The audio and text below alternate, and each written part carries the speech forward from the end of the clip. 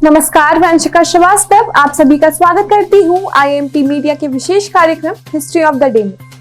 आज के दिन देश में लगाया गया था आपातकाल। भारत के इतिहास में 25 जून की तारीख बहुत महत्वपूर्ण है।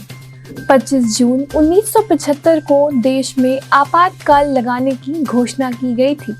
तत्कालीन राष्ट्रपति फखरुद्दीन अली अहमद ने प्रधानमंत्री इंदिरा गांधी के नेतृत्व वाली सरकार की सिफारिश पर संविधान के अनुच्छेद 352 के तहत आपातकाल की घोषणा की थी। देश में आपातकाल 21 मार्च 1977 तक लागू रहा था। स्वतंत्र भारत के इतिहास में यह सबसे विवादास्पद निर्णय था। आपातकाल में चुनाव स्थगित हो गए थे और प्रेस पर कई तरह के प्रतिबंध लगा दिए गए थे। विपक्ष के तमाम नेताओं को गिरफ्तार कर जेल में डाल दिया गया था। आज के दिन ही प्रकाशित हुई थी एन फ्रैंक की diary of a young girl. Anne Frank की पुस्तक diary of a young girl के पहले संस्करण का प्रकाशन 25 जून 1947 को किया गया था। इस पुस्तक की रिकॉर्ड 3 करोड़ प्रतियां बिकी और इसका 67 भाषाओं में अनुवाद किया गया है। ये पुस्तक द्वितीय विश्व युद्ध के दौरान नाजियों द्वारा यहूदियों पर किए गए अत्याचारों और जनसंहार का भी एक अहम दस्तावेज है।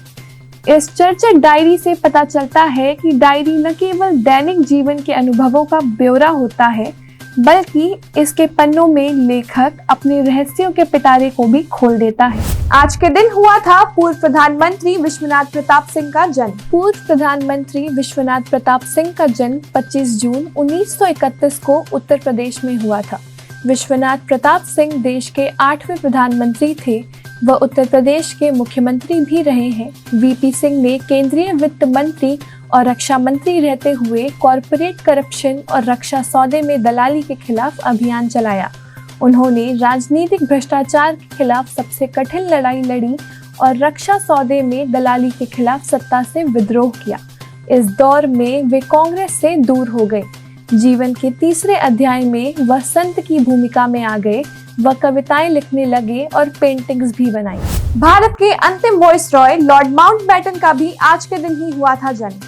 भारत के अंतिम वाइसरॉय और स्वतंत्र भारत के पहले गवर्नर जनरल लॉर्ड माउंटबेटन का जन्म 25 जून 1900 को हुआ था। उनका मूल नाम Louis Francis Albert Victor Nicholas था। भारत को आज़ादी देने के लिए ब्रिटिश सरकार ने माउंटबेटन को नियुक्त किया था।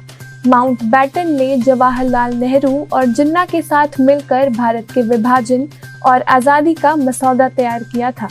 27 अगस्त 1979 को आयरिश उग्रवादियों ने नाव को बम से उड़ा दिया था, जिसमें माउंटबेटन मारे गए थे। माउंटबेटन के निधन पर भारत में 7 दिन का राजकीय शोक घोषित किया गया था। आज के लिए बस इतना ही। कल फिर भेंट होगी इतिहास में दर्ज कुछ और महत्वपूर्ण घटनाओं के साथ। तब तक के लिए देखते रहिए और सब्सक्राइब करिए IMT मीडिया।